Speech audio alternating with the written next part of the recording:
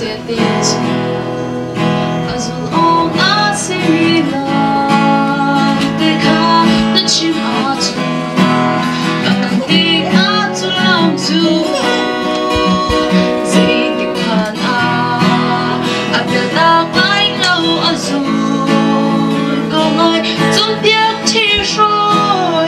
sẽ chúng á đời không đâu phá lên hạ chú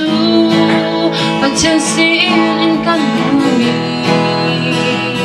mà cho rô sông nỗi biết ăn xếp theo là nô là ta chú và chân rô kiên tu gan xì bê tu và chân đủ tiếng lệ nỗi biết nên yên lắm rồi nào chia tế chú Giêsu xin á chân rạch bì nào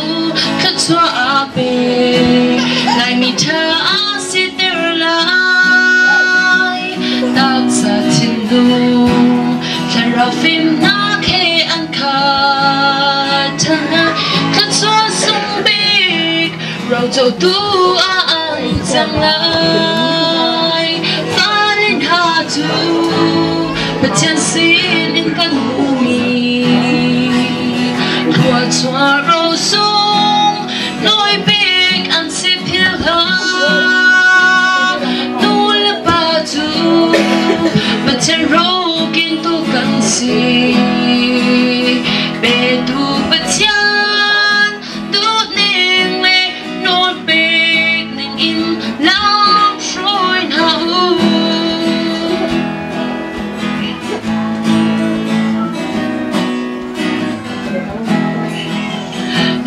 là bạn ha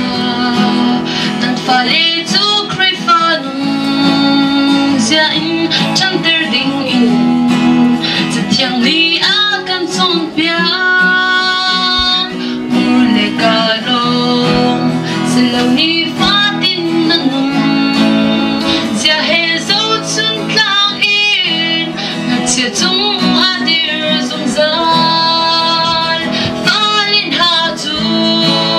và chân xin in căn mùi qua cho rô sông nỗi biết ăn xếp hiếu là nô là bà chú và chân rô kiên tu cần xì bê tu bất chán đủ tiếng lệ nỗi biết nên in lòng rồi nào bê tu bất chán đủ tiếng lệ nỗi biết nên in lòng rồi nào. Kalau